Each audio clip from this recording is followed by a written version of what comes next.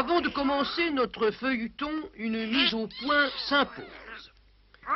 Beaucoup de nos téléspectateurs s'étaient plaints. Les Shadocks, disaient-ils, étaient complètement idiots, ça n'avait pas de sens et par conséquent ça ne présentait aucun intérêt culturel ou éducatif. Sauf éventuellement pour les chats, les chiens et les demeurés mentaux. Hâtons-nous de dire que ces téléspectateurs-là avaient entièrement raison et ont fait preuve d'une très grande perspicacité et intelligence. Un Shadok vu de près, en effet, est quelque chose de complètement idiot. Voyez plutôt. Ça n'a effectivement pas de sens non plus. Ou bien, quand ça en a un, c'est jamais le bon. Quant au point de vue culture et éducation, n'en parlons pas. Il serait donc injuste d'imposer à ces téléspectateurs le scandaleux spectacle d'animaux aussi ridicules. C'est pourquoi, si nous avons cédé, malgré tout, devant l'insistance des Shadocks pour reparaître à partir d'aujourd'hui sur vos écrans, c'est à la condition formelle et expresse qu'ils feraient un effort réel et sincère pour développer leur intelligence et relever ainsi le niveau éducatif et culturel de leur émission. Les Shadocks l'ont promis.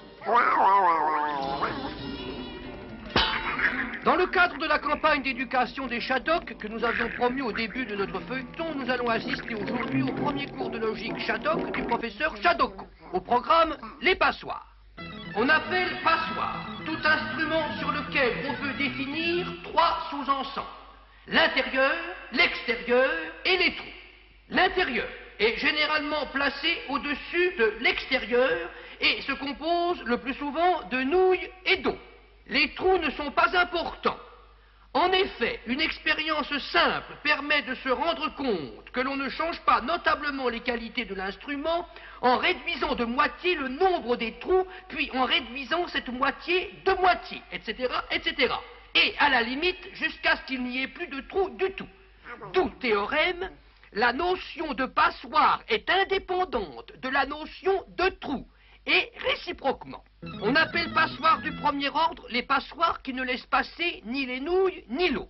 On appelle passoires du second ordre les passoires qui laissent passer et les nouilles et l'eau.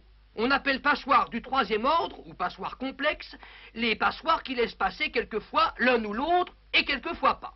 Pour qu'une passoire complexe laisse passer l'eau et pas les nouilles, il faut et il suffit que le diamètre des trous soit notablement inférieur au diamètre des nouilles. Pour qu'une passoire complexe laisse passer les nouilles et pas l'eau, il faut et il suffit que le diamètre des trous soit notablement inférieur au diamètre de l'eau. Quant aux passoires du premier ordre qui ne laissent passer ni les nouilles ni l'eau, il y en a de deux sortes. Les passoires qui ne laissent passer ni les nouilles, ni l'eau, ni dans un sens, ni dans l'autre, et celles qui ne laissent passer ni les nouilles, ni l'eau que dans un sens seulement. Ces passoires-là, on les appelle des casseroles. Le calcul leur avait toujours donné pas mal de fil à retordre, étant donné qu'ils n'avaient que 4 mots et qu'ils ne pouvaient pas compter plus loin que 4, vous vous souvenez. Mais le professeur Shadoko avait réformé tout ça. Écoutons-le. Quand il n'y a pas de Shadok, on dit gars et on écrit. Quand il y a un Shadok de plus, on dit bu et on écrit. Quand il y a encore un Shadok, on dit zo et on écrit. Et quand il y a encore un autre, on dit me et on écrit. Tout le monde applaudissait très fort et trouvait ça génial, sauf le devin plombier qui disait qu'on n'avait pas idée d'inculquer à des enfants des bêtises pareilles et que Shadoko, il fallait le condamner. Il fut très applaudi aussi. Les mathématiques, ça les intéressait bien sûr, mais brûler le professeur, c'était intéressant aussi, faut dire. Il fut décidé à l'unanimité qu'on le laisserait parler et qu'on le brûlerait après à la récréation. Répétez avec moi. Meuzon-bu-ga. Gabuzon-me. Et après, ricanait le plombier. Si je mets un Shadok en plus, évidemment, je n'ai plus assez de mots pour les compter, alors c'est très simple. On les jette dans une poubelle et je dis que j'ai bu poubelle. Et pour ne pas confondre avec le bu du début, je dis qu'il n'y a pas de Shadok à côté de la poubelle et j'écris bu-ga. On continue. Zo poubelle et pas de Shadok à côté. Me poubelle. Par arrivé là, si je mets un Shadok en plus, il me faut une autre poubelle. Mais comme je n'ai plus de mots pour compter les poubelles, je m'en débarrasse en les jetant dans une grande poubelle. J'écris bu, grande poubelle, avec pas de petite poubelle et pas de Shadok à côté. Bu, ga, ga. Et on continue.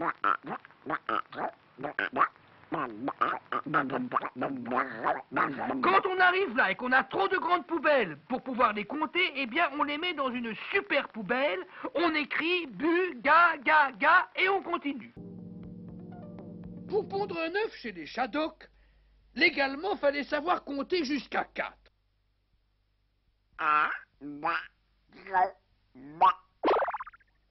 Mais il y en avait qui trichaient et qui s'y mettaient à 2.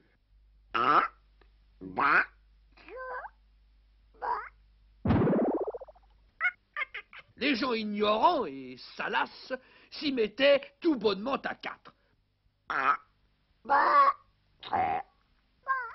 Et ça faisait un œuf.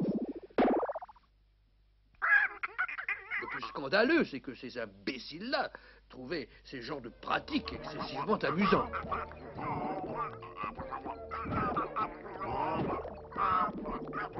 Fallait y mettre le haut là. L'ordinateur fut d'avis que pour pondre un œuf, il fallait savoir compter au moins jusqu'à 10. Le contrôleur des hautes études circulatoires et cocologiques dit qu'il fallait un permis de ne pas compter. Ça l'arrangeait vu qu'il ne savait pas compter. Entre 0 et 10, naturellement, on transigea à 5. De sorte qu'à partir d'aujourd'hui, chers téléspectateurs Shadok, pour pondre un œuf, faudra savoir compter jusqu'à 5. Tout cela remet en cause les fondements même de la mathématique Shadok, ce qui prouve une fois de plus que la sexologique est affaire de mathématiques. Mais on ne peut pas parler de mathématiques devant les enfants.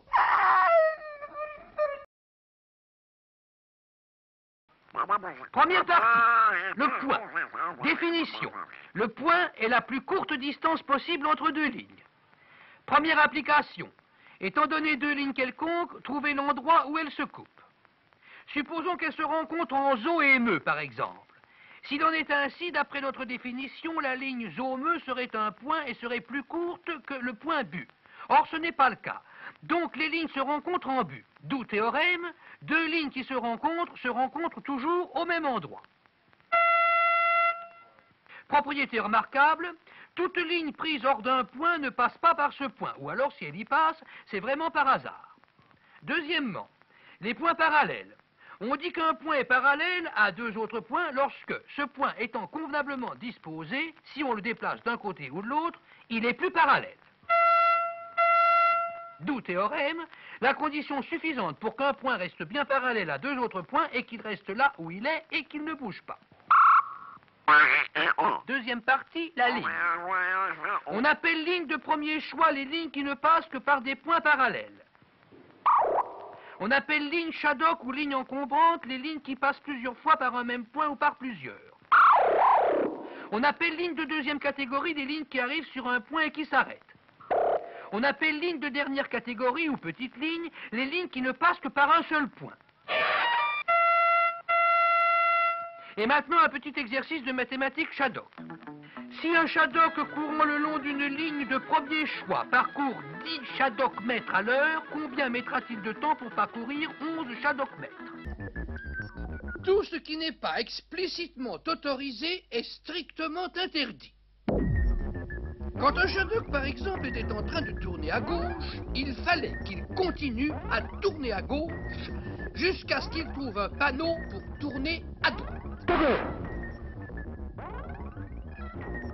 S'il allait tout droit, fallait qu'il continue tout droit.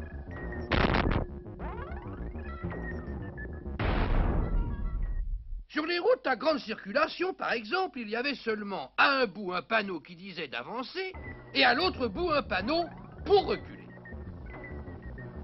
Pour le reste, les Shadok allaient à l'ordinateur passer leur permis. À ceux reconnus les plus aptes, on donnait un permis de ne pas conduire. Le chef Shadok arrêtait les autos sur le bord de la route et demandait « Montrez-moi votre permis ?»« Mais je n'en ai pas, disait l'autre. »« Ah, c'est très bien, alors roulez. » L'ordinateur Shadok, dans son principe, reposait sur deux bases logiques. La première lui servait à se reposer, la deuxième était hypothétique et lui servait à faire des calculs. Ces calculs étaient effectués selon la méthode dite du calcul des probabilités. Quand on lui demandait une addition, 2 plus 2 par exemple, il répondait 2 plus 2, c'est probable que ça fasse quelque chose. Il y a une chance sur 2 que ça fasse 33 et une chance sur 2 que ça fasse n'importe quoi d'autre, de 0 à l'infini y compris. Si on lui redemandait de calculer une chance sur 2, il répondait selon le même principe que une chance sur 2, on avait une chance sur 2 que ça fasse une chance sur 33 et une chance sur 2 que ça fasse n'importe quoi. On appelait ça le principe d'incertitude parce qu'il y avait une chose dont on était sûr, c'est que c'était faux. Ou alors, si c'était juste, c'était vraiment par hasard ou qu'il y avait une erreur quelque part. Il fournissait aussi de la logique informelle du genre « Tous les chats sont mortels, Socrate est mortel, donc Socrate est un chat ». Ça ne pesait pas tellement au Shadok Socrate, soit dit en passant, mais ça sortait de l'ordinateur et c'était la vérité.